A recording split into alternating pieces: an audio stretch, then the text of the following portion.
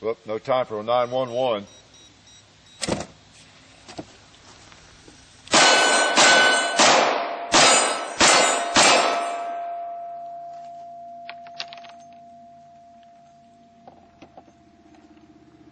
Hey, Hickok here. I'm going to do a video on a very, very serious subject. I mean a really serious one this time, not shooting at owls and shooting at crows and that sort of thing, or ravens. There's nothing more serious than gun safety. Being safe with the firearms that we enjoy shooting. Doesn't matter whether you're 40 or you're 14, it comes first. It's the most important aspect of shooting.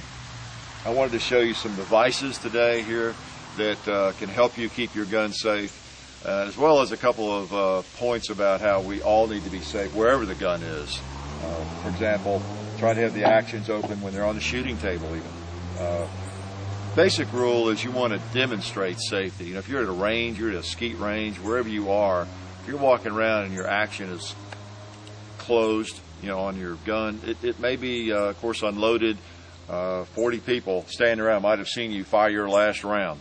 But someone's going to say something to you probably if your gun is closed up.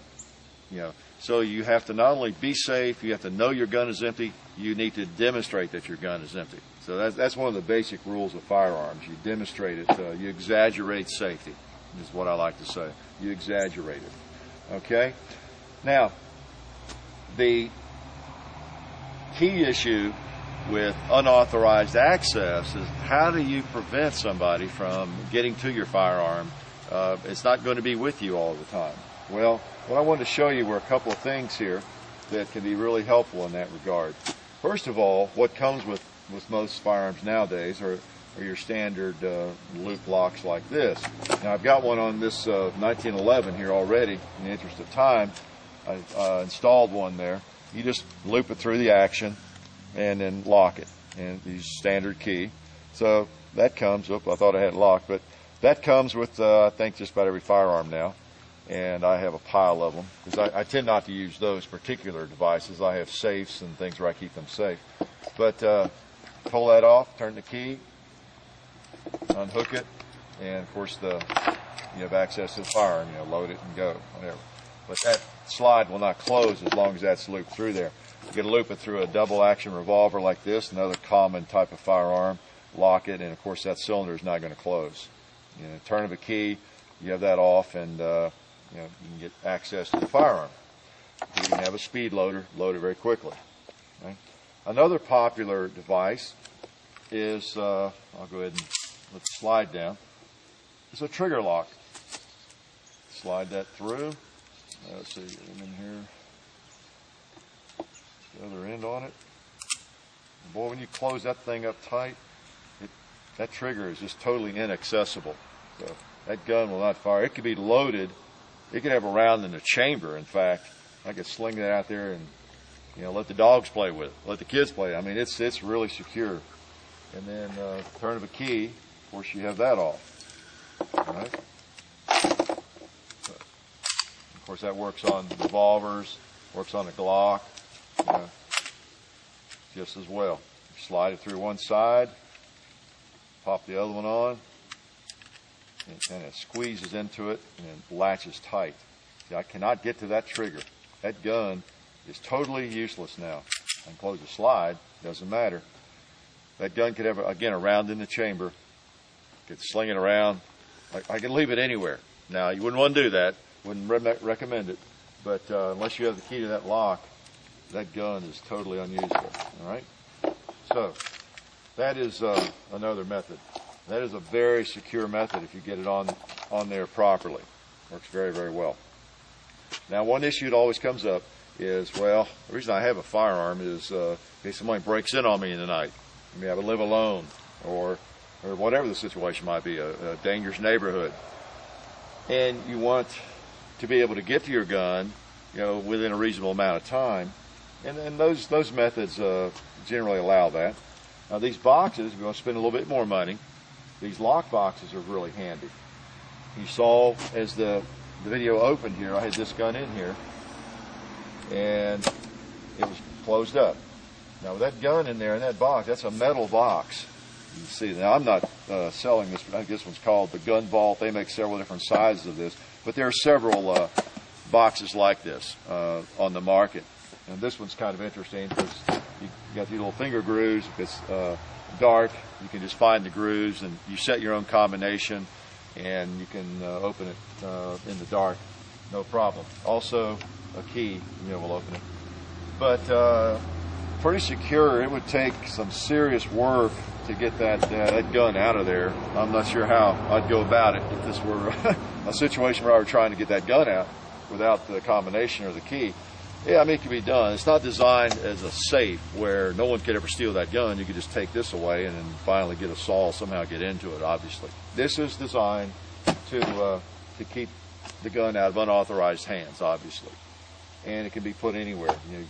People put them in their truck. You can put it in your RV, by your bedside, whatever.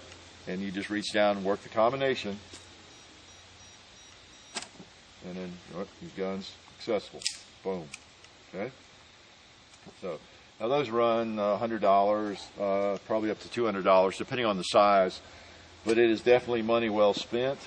If you have a lot of concerns about your gun and you feel like a klutz when it comes to putting these kinds of things on and you don't trust it, well, nobody's going to get into that box right there. No doubt about that.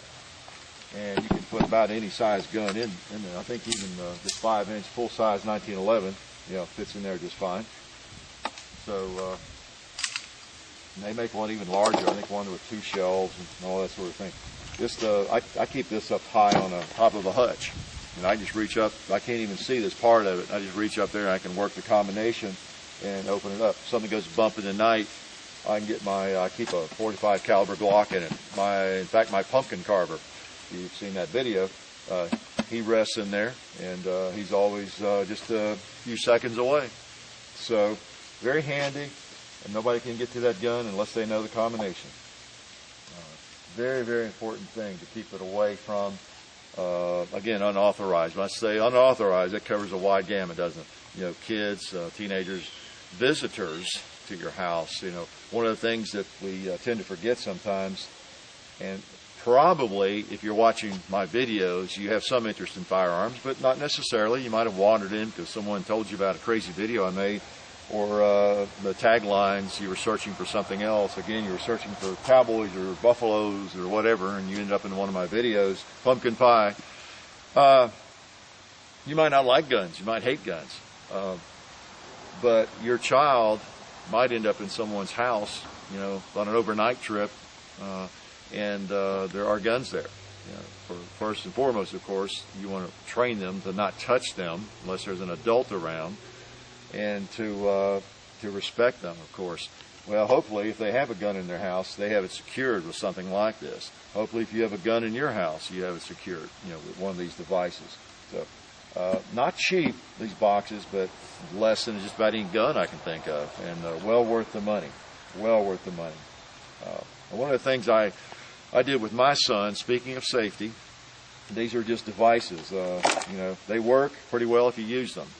But another thing I thought was very effective with my son was I tried to satisfy his curiosity, because most boys are just naturally going to be interested in firearms. What I would do is let him handle a firearm whenever he wanted. Of course, living on a shooting range, I knew he would be shooting early on.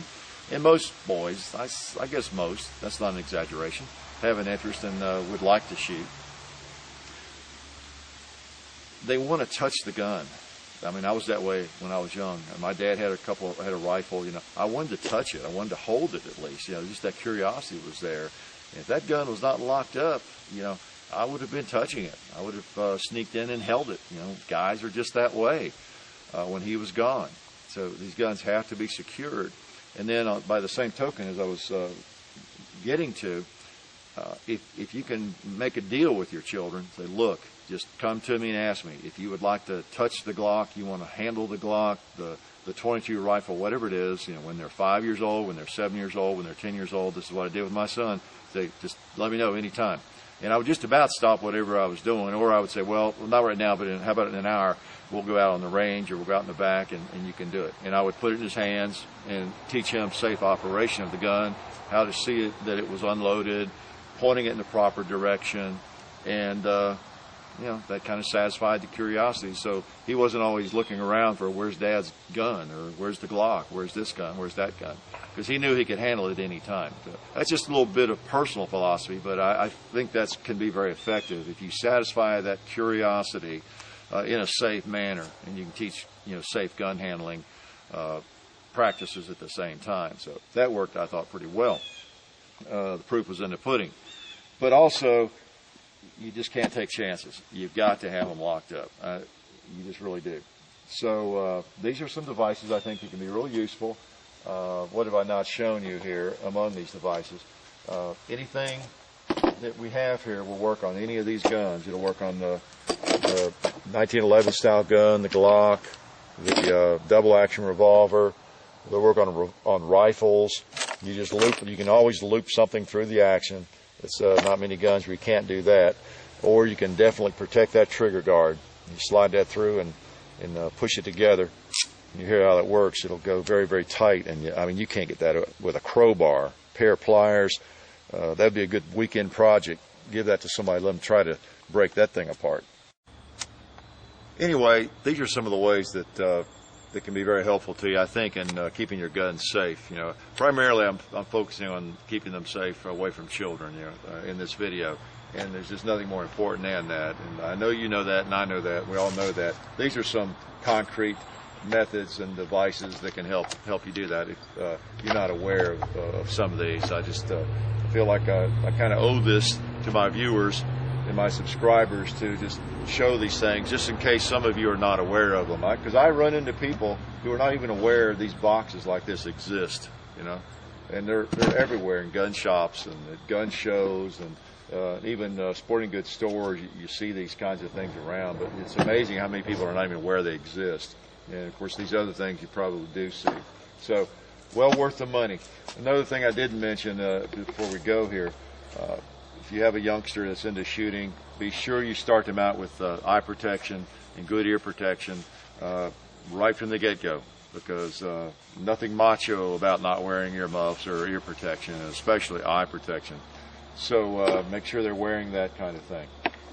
All this is what makes our sport continue. If we're not being safe, if we're not taking the precautions, then not good, because we are dealing with things that have a they can be deadly. We all know that, right? And the millions of people who use them constructively and as a sport really resent the fact that so many people form their impressions from the front page of generally the left-wing newspapers, of the morning. So we need to make sure we're doing our part to keep shooters on the right track and keep people safe and make the hobby, continue making the hobby a positive one.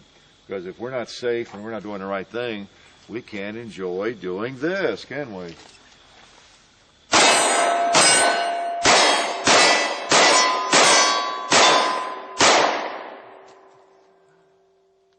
And since we enjoy doing that, we want to be safe with our firearms and continue in that vein. So anyway, glad you could come by the range today. Hopefully this has been helpful to a few folks.